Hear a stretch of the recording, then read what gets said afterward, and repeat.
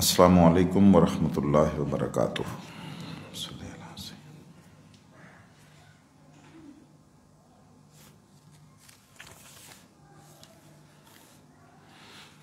نحمدہ ونصلی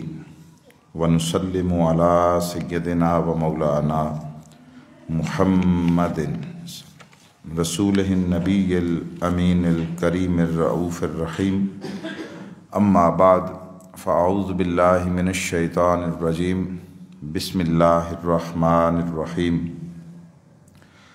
یا ایہا الذین آمنوا انفقوا من طیبات ما کسبتم ومما اخرجنا لکم من الارض ولا تیمموا الخبیث منہ تنفقون ولستم بآخذیہ الا ان تغمضوا فیہ واعلموا ان اللہ غنی حمید۔ الشیطان یعدکم الفقر ویأمرکم بالفحشاء واللہ یعدکم مغفرۃ منہ وفضلا واللہ واسع علیم۔ صدق اللہ العظیم۔ معزز حاضرین و ناظرین کرام، بتوفیق الہی ہم سورہ بقرہ کی آیت نمبر 267 سے جو اہل ایمان کو خطاب شروع ہوا، اس کی اگلی آیت یعنی 268 اس پر ہم گفتگو کر رہے ہیں۔ یہ بڑا اہم مقام ہے،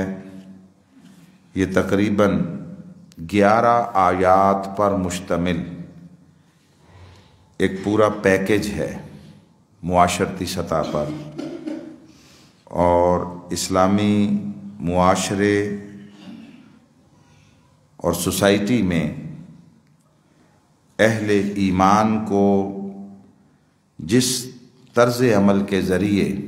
ایک مفید شہری اور مفید فرد بنایا جانا ہے، اس کے کچھ حصے یہاں پر اللہ رب العزت نے بیان فرمائے ہیں۔ پہلی آیت پر ہماری گفتگو ہو گئی تھی۔ آج جو اگلی آیت ہے جس میں اللہ رب العزت نے ارشاد فرمایا کہ الشیطان یعدکم الفقر ویأمرکم بالفحشاء، کہ وہ جو پیچھے حکم دیا کہ خرچ کرو جو تم خود کسب کرتے ہو محنت مزدوری سے، اور جو زمین میں سے ہم نے تمہارے لیے نکالا، اور جو پاکیزہ چیزیں ہیں وہ اللہ کے راستے میں دو اور ردی چیزیں نہ دو۔ اب اس کے بعد فرمایا کہ جو شیطان ہے وہ تمہیں خرچ کرنے سے روکتا ہے، ڈراتا ہے کہ تم مفلس ہو جاؤ گے، کنگال ہو جاؤ گے، اور تم اپنی محنت سے کی ہوئی کمائی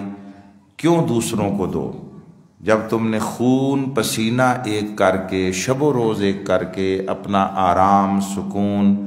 بسا اوقات راتوں کی نیند، اپنے اہل و عیال سے دوری اختیار کر کے، اور یہ سارا کچھ مشقت برداشت کر کے جو مال تم نے کمایا ہے تم کیوں دوسروں کو دو؟ جب یہ عقیدہ ہے تمہارا کہ اللہ ہر شے پر قادر ہے، تو جن کے پاس نہیں ہے وہ بھی اسی کے بندے ہیں، وہ خود دے دے ان کو۔ یہ ایک خیال، ایک سوچ اور فکر کہ میں کیوں دوں، یا وہ خود کما لیں یا ان کا رب بھی تو وہی ہے، وہ خود انہیں دے دے۔ یہ اس خیال کو، اس سوچ کو، اس فکر کو قرآن مجید نے کافرانہ سوچ کہا ہے۔ یہی تو انسان کی آزمائش بھی ہے، اور یہی انسان کا اعزاز بھی ہے دوسری مخلوقات کے مقابلے میں۔ دیکھیے شجر و حجر، حیوانات، نباتات، حتیٰ کہ ملائکہ، جس کو جو کچھ اس نے دینا الگ الگ اپنے حسب حال عطا کر کے، وہاں نہ کوئی کسی کو دیتا ہے نہ کوئی کسی سے مانگتا ہے۔ درخت ہیں، پتھر ہیں، حیوانات ہیں، ہر کوئی اپنے اپنے کام میں لگا ہوا ہے، اپنی نیچر کے مطابق جو فطرت اسے دے دی گئی۔ یہ انسان ہے جسے کچھ ایسی صلاحیتیں بھی دیں جو اسے دوسروں سے ممتاز کرتی ہیں، کچھ ایسے جذبے دیے جو اسے تمام مخلوقات سے افضل و اعلیٰ بناتی ہیں۔ ان میں ایک یہ بھی ہے، اور یہ بڑی امتیازی صلاحیت اور وصف ہے، کہ یہ خود اپنے دست و بازو سے اور اپنی محنت سے جو کماتا ہے وہ کسی اور کے منہ میں لقمہ اور نوالہ بنا کر جب ڈالتا ہے تو اسے خود کھانے سے بھی زیادہ تسکین ہوتی ہے، مگر یہ سمجھتا وہی ہے جس کے اندر انسانی ہمدردی کا یہ جذبہ ہو۔ ادروائز سورہ یاسین میں اس نے ارشاد فرمایا کہ جب ان سے کہا جاتا ہے کہ تم خرچ کرو جو تمہیں مال دیا گیا ہے، تو قال الذین کفروا للذین آمنوا، جو کافر لوگ ہیں وہ اہل ایمان سے کہتے ہیں، ہم اس پر بھی بات کر چکے ہیں، اس سے مراد وہ جو اصطلاحی کافر ہیں وہ نہیں ہیں، جنہوں نے کلمہ نہیں پڑھا، جو اللہ کا انکار کرتے ہیں، دین کا رد کرتے ہیں، وہ نہیں مراد۔ اس سے مراد وہ لوگ ہیں جنہوں نے کلمہ پڑھ بھی لیا ہے، ایکسیپٹ کر لیا ہے اس دین کو بطور نظام زندگی، مگر ان کی سوچ میں کافرانہ اجزاء ہیں، وہ دین کو اتنا ہی مانتے ہیں جتنا اس میں ان کو فائدہ ملتا ہے، جہاں ذرا سی قربانی، اچھا فائدے کے مقابلے میں نقصان کی بات نہیں ہے، یاد رکھیے جو میں یہ کہہ رہا ہوں اس کو سمجھیں، یہ نہیں میں کہہ رہا کہ جہاں فائدہ ہوتا ہے وہاں وہ اپنا لیتے ہیں اور جہاں نقصان ہوتا ہے نہیں اپناتے، نہیں، نقصان نہیں ہے، جہاں فائدہ ہوتا ہے اپنا لیتے ہیں، جہاں ایثار کرنا ہوتا ہے وہاں پیچھے ہٹ جاتے ہیں، حالانکہ اس ایثار میں زیادہ نفع ہوتا ہے، زیادہ نفع، یعنی ایک شے ہے روٹی آپ نے خود کھا لی ہے، اس میں آپ کا فائدہ ہے، فائدہ، مگر جب آپ نے کسی کو کھلا دی ہے، ایثار ہے، اس میں اس سے زیادہ فائدہ ہے، مگر وہ مادی طور پر اور فوری طور پر بسا اوقات دکھائی نہیں دیتا، انسان اسے تک نہیں سکتا، محسوس نہیں کر سکتا اس فائدے کو، اس لیے وہ اسے نقصان سمجھتا ہے، نقصان گردانتا ہے، حالانکہ وہ نقصان نہیں ہوتا، وہ بڑا نفع بخش سودا ہوتا ہے۔ آپ نے سنا حضرت عثمان غنی رضی اللہ تعالیٰ عنہ ایک دفعہ جب مدینہ میں قحط پڑ گیا اور کھانے پینے کی چیزوں کی شدید قلت ہو گئی، تو ان کا ایک بہت بڑا قافلہ یہ ضروریات زندگی لے کر آ رہا تھا۔ اب ان کو تاجروں کو، مکہ کی بات، تاجروں کو پتہ پر چل گیا، تو وہ حضرت عثمان غنی کے پاس گئے، آنے سے پہلے مارکیٹ میں، منڈی میں اجناس کے پہنچنے سے پہلے وہ اس کا سودا کرنے لگے، اور انہوں نے کہا کہ آپ نے جتنے میں خریدا ہے اس سے اتنے زیادہ لے لیں، ڈبل لے لیں، 2 گنا لے لیں، جو 100 کا خریدا ہے وہ 200 لے لیں۔ انہوں نے کہا نہیں، مجھے اس سے زیادہ مل رہا ہے، اس سے زیادہ کی آفر ہے۔ انہوں نے کہا اچھا، آپ 1 کے 2 کی بجائے 3 لے لیں، 1 کا خریدا ہے تو 2 کی آفر تو پہلے کر دی، کہا آپ 3 لے لیں، 1 روپے پر 2 روپے نفع لے لیں، یہ 200% نفع بنتا ہے، 2 گنا۔ انہوں نے کہا نہیں، اس سے زیادہ کی آفر ہے میرے پاس، نہیں دیتا۔ کرتے کرتے وہ 5-6 پر چلے گئے، 7 پر چلے گئے ہوں گے کہ آپ 1 کے 7 لے لیں، چونکہ قحط شدید ہے، لوگوں کو مل نہیں رہا۔ یہ جو ہماری آج کل نفسیات ہیں آج کل، کہ ہم دیکھتے ہیں کہ کسی شے کی قیمت بڑھنے لگی ہے یا قلت ہونے لگی ہے تو ہم اور زیادہ انبار لگانے لگتے ہیں، ڈھیر لگانے لگتے ہیں کہ باقی سارا جہان مرتا ہے، مر جائے، میں بچ جاؤں، میں بچ جاؤں۔ یہ جو میں مقدم ہو جاتی ہے اور اپنی ذات ہر کسی پر فوقیت اختیار کر جاتی ہے، یہی در حقیقت شیطانی وسوسوں کے زیر اثر انسانی وجود اور انسانی زندگی میں در آنے والا عمل ہے، جس سے وہ ڈراتا ہے، بھوک آ جائے گی، افلاس آ جائے گا، مر جاؤ گے، تو میں نہ مروں باقی سارے مر جائیں۔ اس سے پھر اور زیادہ معاشرے میں اس قحط اور تنگی کا احساس بڑھتا ہے، شدت آ جاتی ہے اس احساس میں۔ جن کے پاس وسائل ہوتے ہیں وہ لے کر انبار لگا لیتے ہیں، جو تاجر برادری ہوتی ہے وہ لے کر گوداموں میں سٹور کر لیتی ہے، ذخیرہ کر لیتی ہے کہ پھر منہ مانگی قیمت پر بیچیں گے۔ اب جب یہ سارا کچھ ہو جاتا ہے اور وہ سارا مال گوداموں میں چلا جائے اور سٹور ہو جائے اور اپنی من مانی قیمتوں پر فروخت کرنے کا وہ بازار میں ٹرینڈ آ جائے، تو پھر جن کے پاس ہوتا ہے وہ تو خرید لیتے ہیں، جن کے پاس پیسے ہوتے ہیں، مال ہوتا ہے، جن کے پاس نہیں ہوتا وہ پھر چھیننے یا چوری کرنے کی راہ پر چلتے ہیں۔ اس سے معاشرے میں جرائم کا دروازہ کھلتا ہے، اس سے پھر معاشرے میں قانون اور آئین سے اعتماد اٹھ جاتا ہے، پھر جس کی لاٹھی اس کی بھینس۔ اور ہم تو جس معاشرے میں زندہ ہیں وہ جس کی لاٹھی اس کی بھینس، یہ تو جنگل کا قانون ہے نا۔ ہم تو جنگل سے بدتر معاشرے میں زندگی بسر کر رہے ہیں، جہاں احساس کوئی نہیں ہے کسی کو، جہاں دن دہاڑے مار دیے جائیں، جلا دیے جائیں، قتل کر دیے جائیں۔ اور آج کے اس دور میں بھی جسے ہم 22ویں صدی کہہ رہے ہیں، 21ویں صدی کہہ رہے ہیں، ہم 21ویں صدی میں بھی آ کر آج بھی ذاتی جیل خانے بنے ہوئے ہیں جہاں پر لوگوں کو ٹارچر کیا جاتا ہے اور ان کی زندگیوں کو چھینا جاتا ہے۔ یہ سارا کچھ ہوتا ہے اور آئین، قانون اور ادارے وہ محض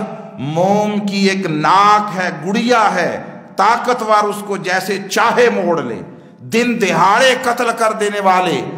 جیلوں سے اور عدالتوں سے وکٹری کے نشان بنا کر جہاں نکلیں، جہاں پر ایک بیوہ ماں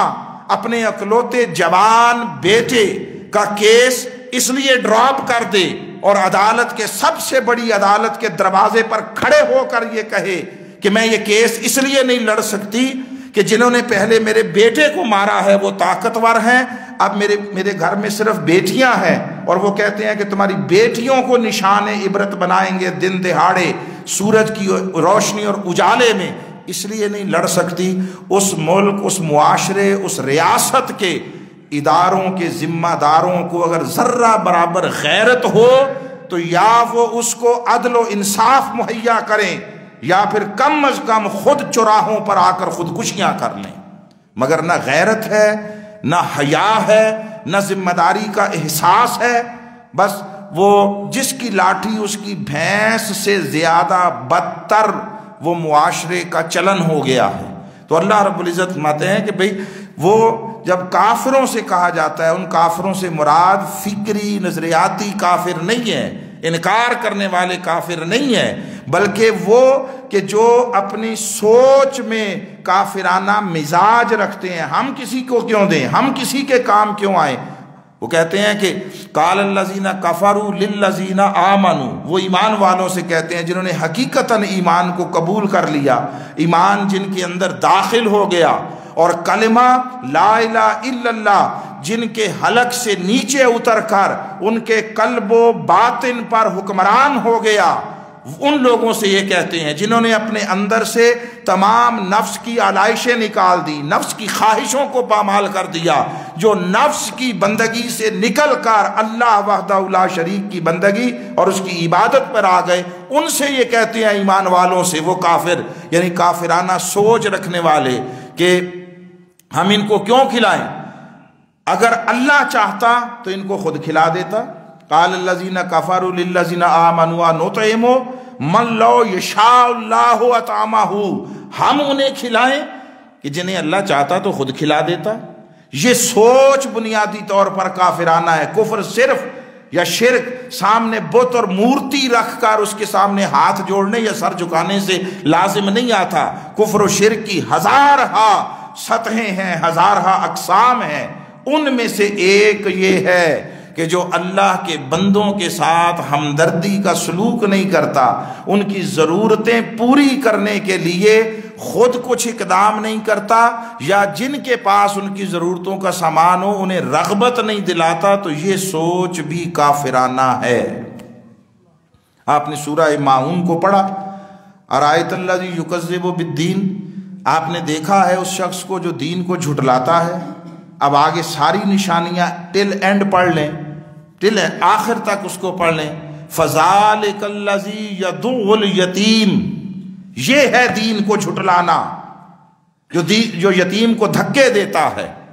وَلَا يَخُدُّ عَلَىٰ طَعَامِ الْمِسْكِينِ، کسی مسکین محروم محتاج اس کو کھانا کھلانے کی رغبت نہیں دلاتا، اپنے دروازے پر آئے دھکے دے دیتا ہے، دوسروں کو ان کے ساتھ حسن سلوک کی ترغیب اور رغبت نہیں دلاتا۔ فوائل للمصلین، نمازوں میں بڑا ایکٹیو ہے، نمازوں میں بڑا ایکٹیو، پڑھتا ہے نمازیں 5 کی بجائے 7 پڑھتا ہے، مسجد میں بیٹھا رہتا ہے، تسبیح ہاتھ سے چھوٹتی نہیں ہے، تہجد گزاریاں بھی کرتا ہے، صاحب ثروت ہے، ہر دوسرے چوتھے مہینے عمرے کے لیے بھی چل نکلتا ہے، یہ سارا کچھ کرتا ہے، نمازیں بڑی کثرت کے ساتھ پڑھتا ہے، مگر ایسے نمازیوں کے لیے ہلاکت ہے، یہ قرآن کہہ رہا ہے، قرآن کہہ رہا ہے الذین هم عن صلاتہم ساہون، وہ اپنی نمازوں کو بھول بیٹھے ہیں، انہوں نے نمازوں کو ایک جسمانی مشق ایکسرسائز بنا لیا ہے، ایکسرسائز، اور اس کو بھی وہ معاشرے میں اپنے لیے حصول عزت کے لیے کیش کرواتے ہیں، کیونکہ معاشرہ بہر طور مزاجن دین پسند ہے، ہم مزاجن دین پسند ہیں، عملاً دین کو قبول کرنے والے نہیں ہیں، مزاجن دین پسند ہے، اچھا لگتا ہے، دوسرے کا بچہ وہ حفظ کر رہا ہو ہمیں اچھا لگتا ہے، اپنے کو کرانے کو تیار نہیں ہے، اس لیے میں نے کہا مزاجن دین پسند ہیں، دین پر عمل کرے کون؟ دوسرے کریں، دوسرے اپنائیں، اور اس کا بسا اوقات یہاں تک اظہار اور وہ ہوتا ہے اطلاق کی کوشش کہ وہ جو یہاں پر امام بنا دیا جائے، اس کو کھڑا کر دیا جائے، تو اس کے لیے ہر آدمی ترازو پکڑ کر سر سے لے کر پاؤں تک ایک ایک بال کو یوں ناپتا تولتا پھرتا ہے کہ بندہ کہے جیسے دین کا سارا فہم بلکہ پورا دین اللہ نے اسی کو عطا کیا ہے،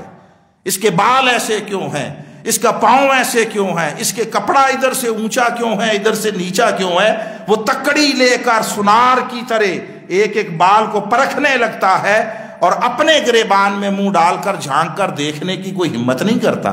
کبھی آئینے کے سامنے کھڑا ہوا جائے، اور وہ آئینہ یہ گھر میں لگا ہوا شیشے کا وہ مراد نہیں ہے، کبھی آئینہ شریعت کے سامنے خود کو کھڑا کرو،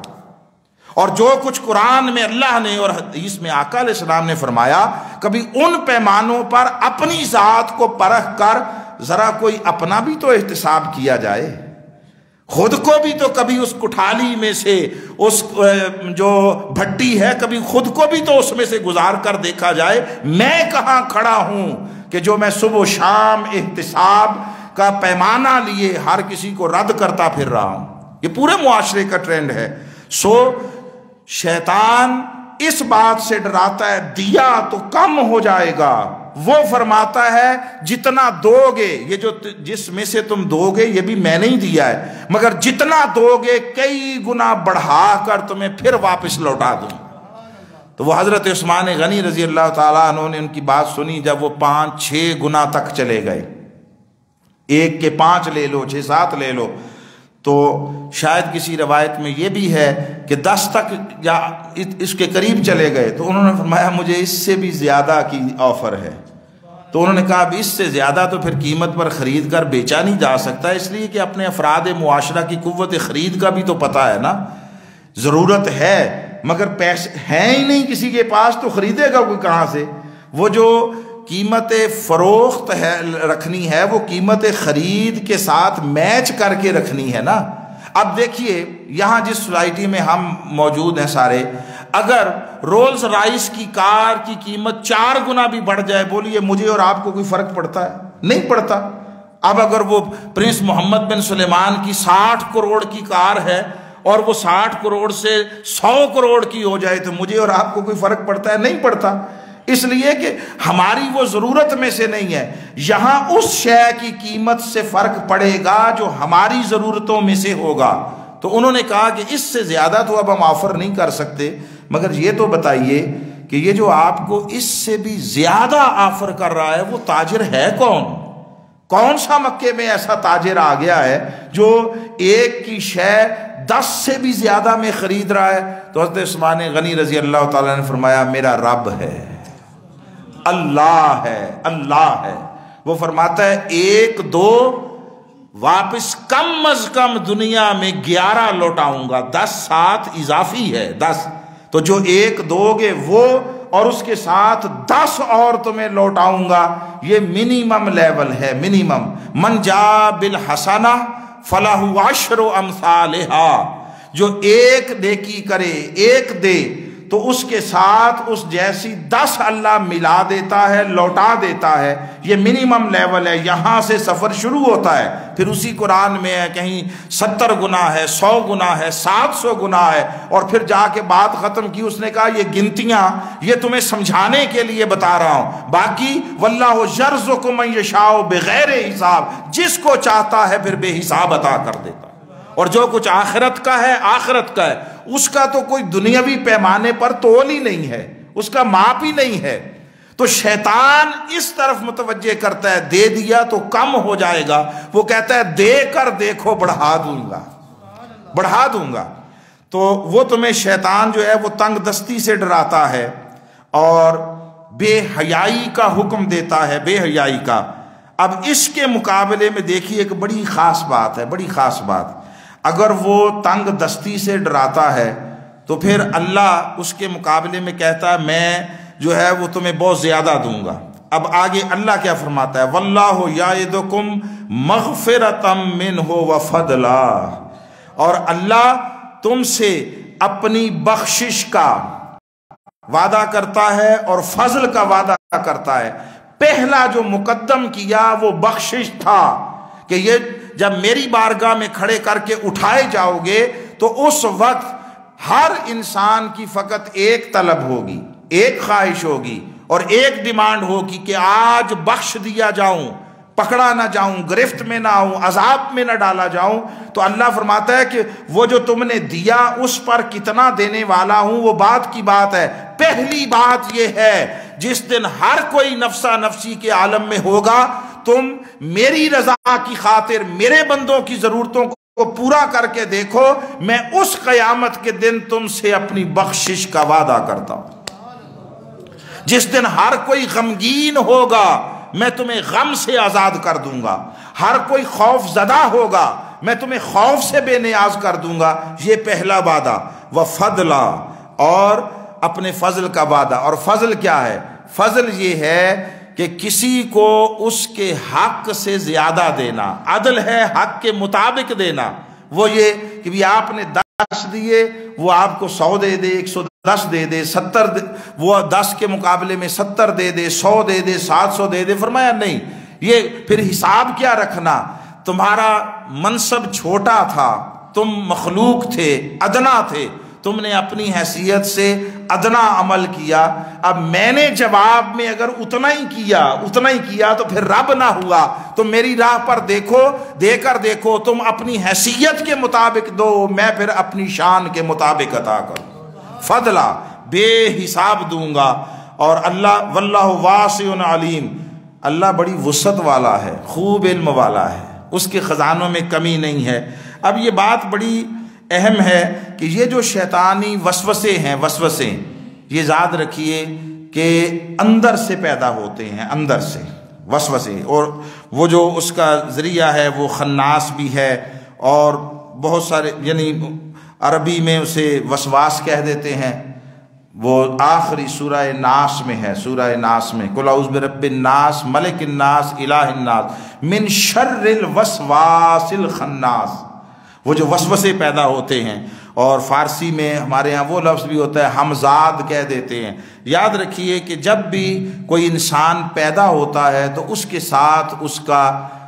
ہمزاد ہوتا ہے، اس کے ساتھ اس کا جن ہوتا ہے، اس کے ساتھ اس کا فرشتہ بھی ہوتا ہے۔ آگے آقا علیہ السلام نے فرمایا، عبداللہ بن مسعود رضی اللہ تعالیٰ عنہ کی روایت ہے کہ حضور نے فرمایا تم میں کوئی ایسا نہیں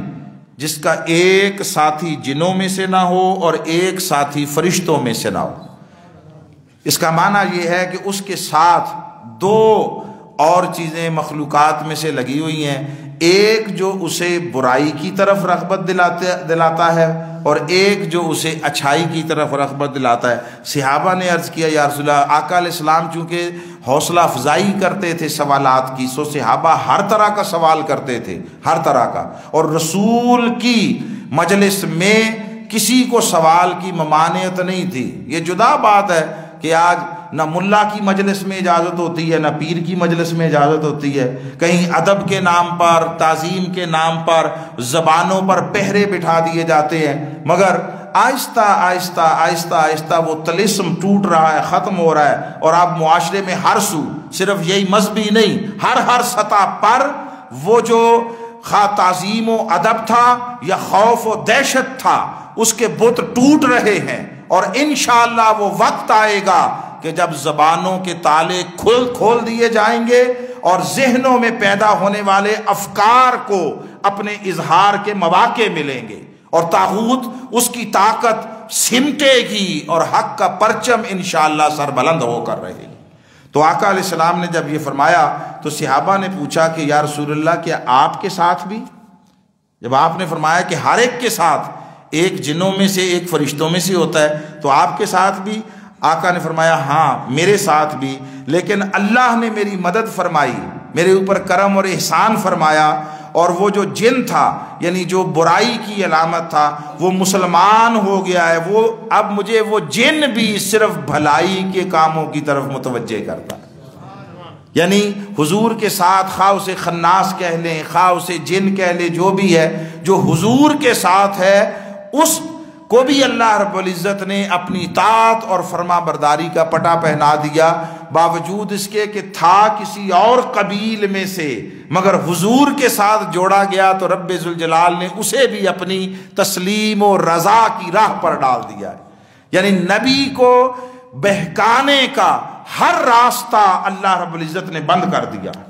اس لیے نبی ہمہ وقت اللہ کی حفاظت کے حصار میں ہوتا ہے، اور اس سے کبھی سوائے خیر کے اور سوائے ہدایت کے مخلوقات کو کچھ نہیں ملتا۔ تو اسی طرح اب یہ جو شیطان کا حملہ ہے، یاد رکھیے جو وسوسوں کی صورت میں پیدا ہوتا ہے، میں اس لیے ساتھ ساتھ آپ کو احادیث سنا رہا ہوں کہ یہ بات اسٹیبلشڈ ہو جائے۔ آقا علیہ السلام نے فرمایا، حضرت انس رضی اللہ تعالیٰ عنہ سے روایت ہے کہ حضور نے فرمایا بے شک شیطان انسان کے جسم میں اس طرح پھرتا ہے جیسے رگوں میں خون دوڑتا ہے، آپ کے اندر سے آپ کو وسوسے پیدا کر کے، مختلف طرح کے خیالات پیدا کر کے، اور دیکھیے وہ خیالات آتے رہتے ہیں، حتیٰ کہ نماز میں بھی آتے ہیں، نہیں آتے؟ اور نماز میں تو وہ خیال آتے ہیں جو سارا دن کہیں نہیں آتے، ایسا ہوتا ہے یا نہیں ہوتا؟ یعنی نماز میں آ کر کھڑے ہوئے تو لین دین کا بھولا ہوا معاملہ یاد آ گیا، لین دین کا، وہ فلانے نے پیسے دینے تھے آج تک نہیں دیے، وہ فلاں کو سودا دیا لکھنا بھول گیا، نماز میں یاد آ گیا۔ اب اس پر سن لیں کہ آقا علیہ السلام کا فرمان کیا ہے۔ حضرت ابو ہریرہ رضی اللہ تعالیٰ عنہ روایت کرتے ہیں کہ صحابہ کرام کی ایک جماعت نے حضور علیہ الصلوۃ والتسلیم کی بارگاہ اقدس میں حاضر ہو کر عرض کیا، یا رسول اللہ ہم لوگ اپنے دلوں میں ایسے برے خیالات محسوس کرتے ہیں، وہ برے بھی ہوتے ہیں، انتہائی برے خیالات، اس سے مراد یعنی غلیظ خیالات بھی ہوتے ہیں، غلیظ خیالات محسوس کرتے ہیں کہ ہم میں سے ہر شخص انہیں زبان تک پر لانا پسندیدہ، ناپسندیدہ اور بہت ہی برا سمجھتا ہے، زبان پر لانا بھی پسند نہیں کرتا، ایسے خیالات ذہنوں میں آتے ہیں۔ آقا علیہ السلام نے فرمایا واقعی ایسا ہے؟ یعنی وہ جب خیالات آتے ہیں تم انہیں برا جانتے ہو کہ یہ کیسی بیہودہ چیز میرے ذہن میں آ گئی، کیسی ناپسندیدہ، غلیظ، گھٹیا، حقیر، گندی، نجس بات میرے ذہن میں آ گئی، خیال آ گیا، کیا واقعی ایسا ہے؟ تم اسے مکروہ جانتے ہو، ناپسندیدہ؟ تو وہ عرض کرنے لگے ہاں یا رسول اللہ۔ تو آپ نے فرمایا یہ خالص ایمان کی نشانی ہے۔ خیالات کا آنا یہ تمہارے اپنے اختیار میں نہیں ہے، وہ جو خون میں کے ساتھ رگوں میں گردش کرتا ہے تو وہ کچھ نہ کچھ تو کرے گا نا، وہ خیالات آئیں گے، بیہودہ آئیں گے، گھٹیا آئیں گے، مگر جب وہ خیال آیا تو آپ کا رد عمل کیا تھا؟ آپ نے کیسے ریئیکٹ کیا؟ آپ نے اس خیال سے لذت لی، راحت لی، اس میں کھو گئے اور اس کے ساتھ جڑ گئے، یا خیال آیا تو آپ نے سوچا یہ کیسی بات آ گئی میرے ذہن میں، یہ کتنی گھٹیا بات ہے، یہ تو میں کسی کے ساتھ اظہار بھی نہیں کر سکتا، کسی کو بتا نہیں سکتا۔ تو اگر آپ کو یہ خیال پیدا ہوا کہ یہ کتنی گھٹیا بات تھی جو میرے ذہن میں آ گئی اور آپ نے اسے جھٹک دیا، ناپسندیدہ جانا، برا جانا، تو فرمایا یہ خالص ایمان کی علامت ہے۔ خالص ایمان، یہی تو انسان ہے۔ آپ کو پتھر تھوڑی بنایا ہے، اور نہ آپ کو فرشتہ بنایا ہے، آپ کو انسان بنایا۔ یہ سارا کچھ آتا رہے گا، یہ وہ جھاڑیاں ہیں، جھاڑیاں کانٹے دار جو آپ کے چاروں طرف کھڑی ہیں، ان میں سے اپنا دامن بچا کر گزرتے چلے جانا، یہی سفر ایمان ہے، یہ ایمان کا سفر ہے۔ ہاں یہ بات ذہن میں رکھیں کہ ایسے کسی خیال کے آنے پر برا جاننا اور ناپسندیدہ سمجھنا اور اس سے اپنی سوچ کو ڈائیورٹ کر لینا، یہ ہے خالص ایمان کی علامت، اور اس میں کھو جانا یہ پھر ایمان کی کمزوری کی علامت ہے۔ وہ آیا لمحاتی طور پر 2 لمحے کے لیے، 4 لمحے کے لیے، نماز میں تھے وہاں آ گیا، اس طرح کا کوئی بےہودہ نہ صحیح مگر کوئی اور جس کا اس کے ساتھ جوڑ نہیں ہے۔ چاہیے تو یہ تھا کہ دھیان ادھر رہتا، ادھر اللہ کی طرف رہتا، جسم سوئے کعبہ ہو اور دل سوئے رب کعبہ ہو، خیال اس کی طرف ہو، تو یہ تو ایمان کا اعلیٰ ترین درجہ ہے، اعلیٰ ترین درجہ۔ مگر پھر آ گیا کوئی گھر کا خیال، آ گیا سودا لانا تھا نہیں لایا، بھولا ہوا ہوں، کسی سے پیسے لینے ہیں دینے ہیں، یہ آ گیا اور پھر واپس پلٹ آیا، تو یہ سارا کچھ تو ہے ایمان کی علامت۔ اور اگر اسی میں کھو گیا، اور خاص کر نماز با جماعت ہے تو امام کے ذمے ہے سارا کچھ، ہم اس میں دوران نماز وہ پورے جہان کا چکر لگائے، پورے جہان کا چکر لگائے، اور سارے رشتہ داروں سے مل آئے، پھر آئے، اور سارے بازار کا لین دین وہ اسی نماز کے دوران اپنے ذہن کے کتاب میں سارے حسابات کر لیے، اس میں یعنی گم ہو گئے، اٹیچڈ رہے اس کے ساتھ، یہ پھر ایمان کی کمزوری کی علامت ہے۔ حضرت قاسم بن محمد سے ایک شخص نے کہا کہ مجھے، یہ حضرت قاسم جو ہیں یہ محمد بن ابی بکر یعنی حضرت سیدنا صدیق اکبر رضی اللہ تعالیٰ عنہ کے صاحبزادے ہیں، یعنی ان کے پوتے ہوئے۔ تو وہ کہتے ہیں کہ مجھے ان سے ایک شخص نے کہا مجھے نماز میں اکثر وہم ہو جاتا ہے جو مجھے بہت ناگوار ہوتا ہے، یعنی پسند نہیں آتا مگر آ جاتا ہے کئی طرح گما۔ آپ نے فرمایا اسی حالت میں نماز ادا کرتے رہو کہ بے شک وہ یعنی شیطان تم سے دور نہ ہوگا یہاں تک کہ تم اپنی نماز سے فارغ ہو کر بھی یہی کہو گے کہ شاید میں نے اپنی نماز مکمل نہیں کی۔ بولیے بعض اوقات ایسا ہوتا ہے یا نہیں ہوتا؟ آدمی نماز پڑھ کر سوچتا ہے کہ یہ جو کچھ میں نے کیا یہ کیا کیا ہے، نماز میں تو ایک لمحے کے لیے دل ہی نہیں لگا، دھیان تو اس طرف متوجہ ہی نہیں ہوا، وہ جو حضوری کی کیفیت تھی وہ تو بنی ہی نہیں ہے، نماز میں خدا جانے کیا کیا خیالات آتے رہے۔ تو وہ کہتے ہیں کہ تم اپنی نماز مکمل کرو۔ یہ بات بڑی اہم ہے کہ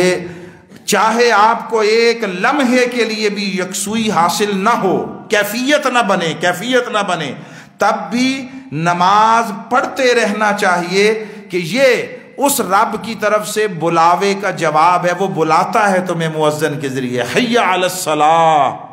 نماز کی طرف آؤ۔ اور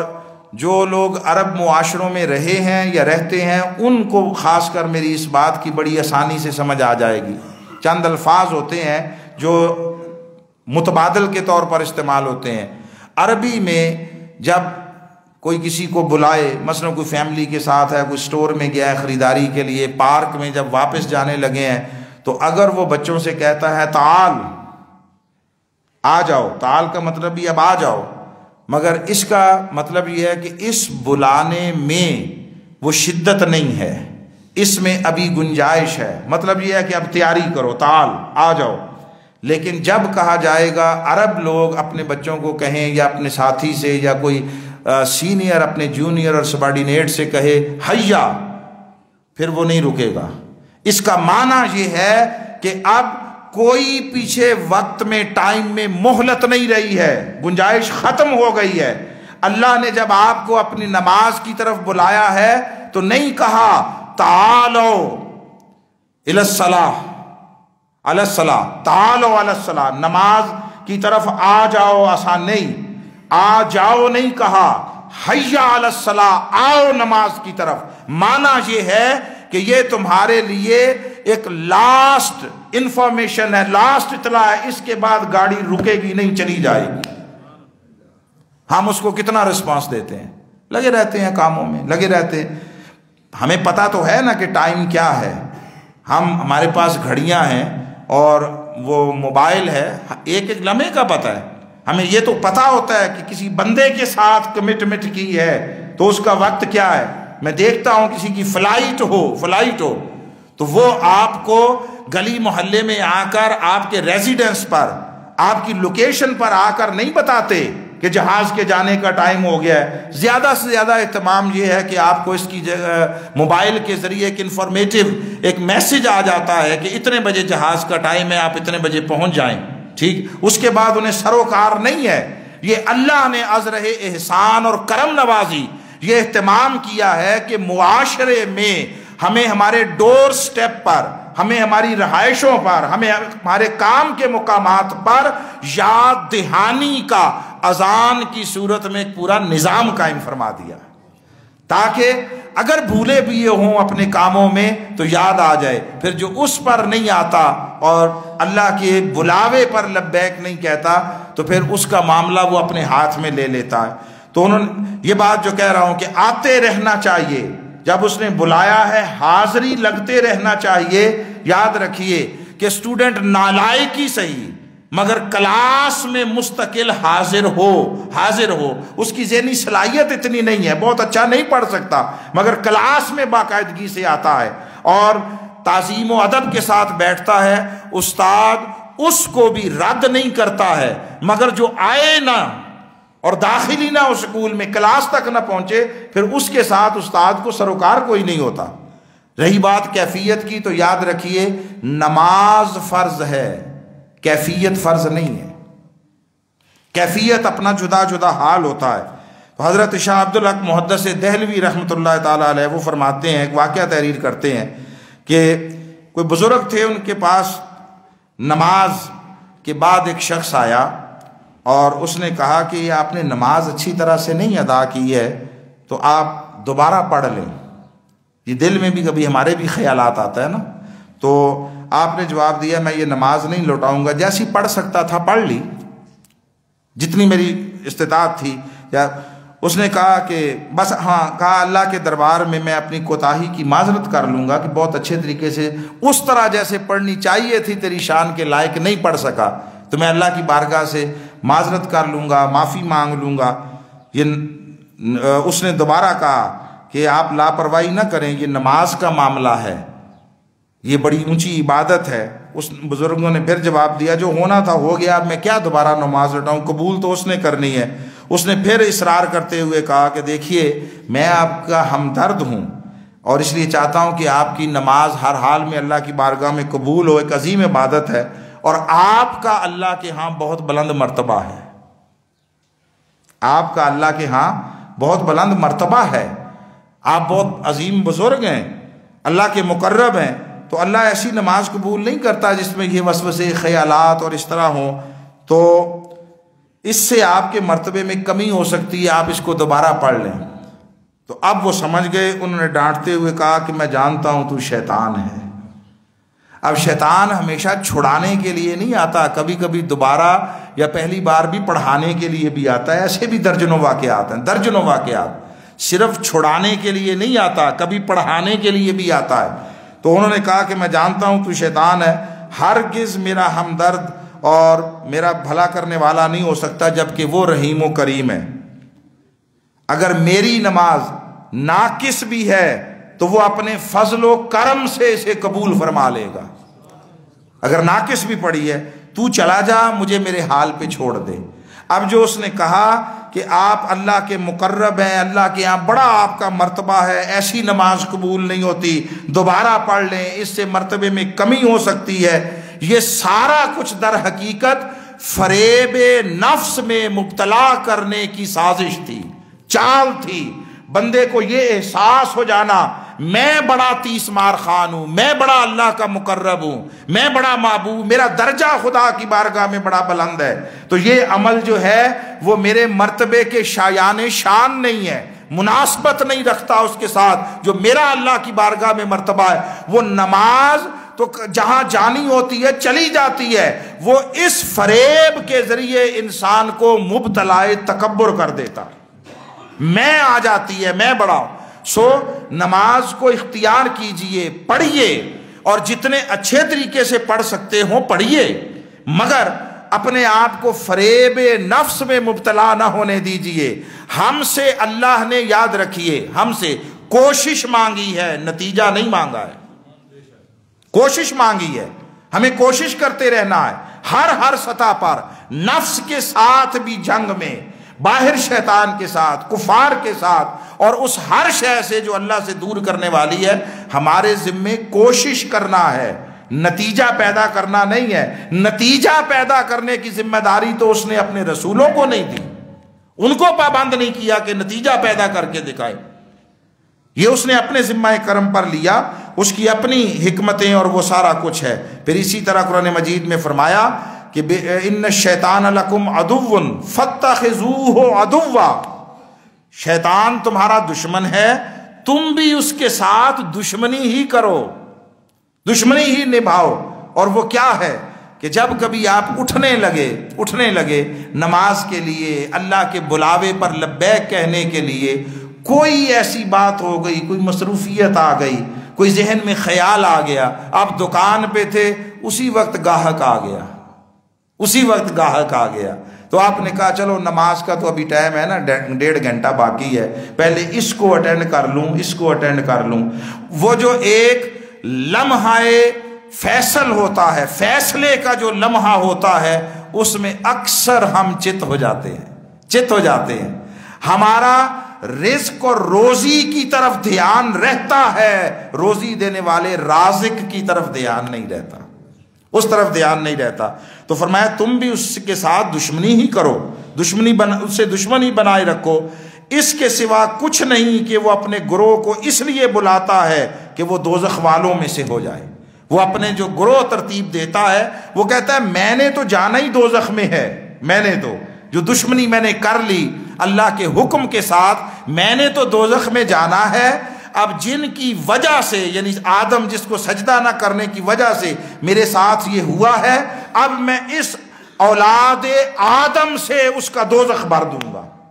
اس کا تو پورا منصوبہ یہ ہے۔ اسی طرح فرمایا وَإِنَّ الشَّيَاطِينَ لَيُوحُونَ إِلَىٰ أَوْلِيَائِهِمْ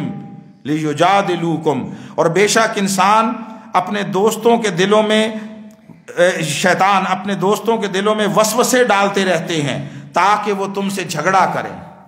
یاد رکھیے، جھگڑا، فساد، نفرت، لڑائی، قتل و غارت گری، ایک دوسرے کو اذیت و ایذا پہنچانا، ایک دوسرے کو نقصان پہنچانا، یہ سب شیطانی اعمال ہیں۔ حتیٰ کہ سوچ کی سطح پر بھی کوئی سوچتا ہے کہ اس کو ایسے ڈسٹرائے کر دوں، اس کا کاروبار تباہ کر دوں، اس کو ملازمت میں نیچا دکھا دوں، اس کی معاشرے میں عزت کو تباہ و برباد کر دوں، اس سوچ سے لے کر عملی اقدام تک یہ سارے افعال و اعمال یہ شیطانی ہیں، یہ شیطانی ہے۔ میں سادہ آپ کو بات بتاؤں، دین کی تعلیمات، اللہ کی تعلیمات اور شیطانی تعلیمات میں بنیادی فرق کیا ہے؟ اللہ کی تعلیمات کی تمام تر بنیاد محبت پر ہے، شریعت اور دین کا خمیر محبت سے اٹھایا گیا ہے، اور شیطان کی ساری مساعی اور کوششیں اس کی بنیاد نفرت، عداوت اور کدورت سے اٹھائی گئی۔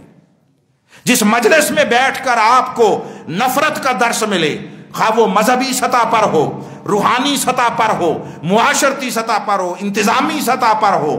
تعلیماتی سطح پر ہو، جس مجلس، جس صحبت، جس قربت، جس فرد، جس طبقے، جس جماعت، جس پلیٹ فارم پر بیٹھ کر آپ کو نفرت کا سبق ملے، ان کے حلیے وضع قطع، وہ چاہے کتنی ہی اعلیٰ اور نفیس کیوں نہ ہو، سمجھ لو کہ ان کے اندر ڈائریکٹلی انڈائریکٹلی، شعور کے ساتھ یا لا شعوری کے ساتھ شیطانی فکر انجیکٹ ہو چکی ہے، اور جہاں سے آپ کو محبت کا سبق ملے، قبولیت کا سبق ملے، ایک دوسرے کے ساتھ اخوت، چاہت اور پیار کا سبق ملے، وہاں چاہے حلیے آپ کو اچھے نہ بھی دکھائی دیں، سمجھ لو کہ یہاں اللہ نے اپنے دین کا فہم عطا کیا، مقصود دین یہاں ملے گا۔ پھر اسی طرح فرمایا وَإِمَّا يَنزَغَنَّكَ مِنَ الشَّيْطَانِ نَزْغٌ فَاسْتَعِذْ بِاللَّهِ، اور اگر تمہیں شیطان کی طرف سے کچھ وسوسہ پہنچے تو فوراً اللہ کی پناہ میں آ جاؤ، اللہ کی پناہ میں آ جاؤ۔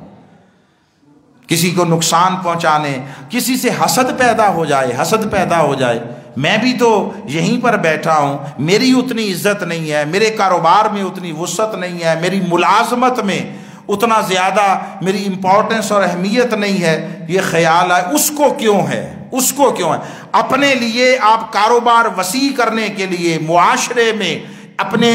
عزت بڑھانے کے لیے، ملازمت میں اپنی اہمیت زیادہ کرنے کے لیے جو مرضی کرے، جو مرضی کرے، جائز ہے، جائز ہے، لیکن اس کو کیوں ہے یہ شے میسر؟ یہ خیال ہی شیطانی ہے، یہ خیال ہی طاغوتی ہے۔ ذالک فضل اللہ یؤتیہ من یشاء، یہ اللہ کا فضل ہوتا ہے جس کو چاہے عطا فرما دے۔ پھر اسی طرح فرمایا ان الذین اتقوا اذا مسهم طائف من الشیطان تذکروا فاذا هم مبصرون، بے شک لوگ اللہ سے ڈرے، بے شک جو لوگ اللہ سے ڈرے جب انہیں شیطان کی طرف سے کوئی خیال چھوتا ہے، تذکروا، وہ فوراً خبردار ہو جاتے ہیں۔ اور ایک معنی یہ ہے کہ وہ اللہ کا ذکر کرنے لگتے ہیں، اللہ کا ذکر کرنے لگتے ہیں، اس لیے کہ شیطان اللہ کے ذکر سے دور بھاگتا ہے، دور بھاگتا ہے۔ اور اس کی بہترین صورت کیا ہے؟ انسان پڑھے اعوذ باللہ من الشیطان الرجیم، یہ بہترین۔ اور ایک حدیث پاک کا مفہوم بتا رہا ہوں، یہ ایک وظیفہ بھی ہے، وظیفہ بھی ہے۔ جو شخص صبح 3 مرتبہ تعوذ ان کلمات کے ساتھ پڑھے، اعوذ باللہ السمیع العلیم من الشیطان الرجیم، یہ 3 دفعہ پڑھے، اعوذ باللہ، بولیے اعوذ باللہ السمیع العلیم من الشیطان الرجیم، یہ 3 دفعہ پڑھ کر پھر سورہ حشر کی آخری 3 آیتیں پڑھ لے، ہو اللہ الذی لا الہ الا هو عالم الغیب والشہادہ هو الرحمن الرحیم، هو اللہ الذی لا الہ الا هو الملک القدوس السلام المؤمن المہیمن العزیز الجبار المتکبر سبحان اللہ عما یشرکون، هو اللہ الخالق البارئ المصور لہ الاسماء الحسنی یسبح لہ ما فی السماوات والارض وہو العزیز الحکیم۔ جو صبح یہ پڑھ لے سارا دن نفس اور شیطان کے حملوں سے محفوظ ہو جاتا ہے۔ اگر اس نے بہکانے والا کوئی ساتھ لگایا ہے، لگا رکھا ہے، تو اس کے بہکاووں سے بچنے کا ذریعہ اور سامان بھی بتا رکھا ہے، اب کوئی اپنائے تو تب ہے۔ تو فرمایا کہ جو لوگ اللہ سے ڈرے جب انہیں شیطان کی طرف سے کوئی خیال چھوتا ہے، وہ فوراً خبردار ہو جاتے ہیں یا اللہ کا ذکر کرنے لگ جاتے ہیں، اور اسی وقت ان کی آنکھیں کھل جاتی ہیں، وہ جان لیتے ہیں یہ شیطان ہے، یہ وسوسہ اس کا ہے۔ سو آئیے اب یہ جو شعبان کا مہینہ ہے یہ بڑا اہم ہے۔ رمضان ایک سالانہ ایک ریفریشر کورس ہے، نفس کو آلودگیوں سے پاک کرنے کا، نفس کو نفیس بنانے کا، نفس کو لطیف بنانے کا، اور اس کی ساری کثافتیں دور کرنے کا اعلیٰ ذریعہ رمضان ہے۔ مگر فرمایا جو چاہے کہ اس کا رمضان اچھا گزرے، اسے چاہیے کہ کوشش کر کے شعبان اچھا گزارے، اس کے لیے تیاری شروع کرے۔ یہ شعبان ایک فل ڈریس ریہرسل ہے، ریہرسل ہے۔ اسی طرح روزے رکھے، مگر اس میں کہیں ناغے بھی کرے، یہ پورا مہینہ نہ رکھے، اس میں ناغا کر لے۔ آپ ہفتے میں 4 رکھ لیں، 3 ناغے رکھ لیں، 6 روزے رکھ لیں، 1 ناغا کر لیں،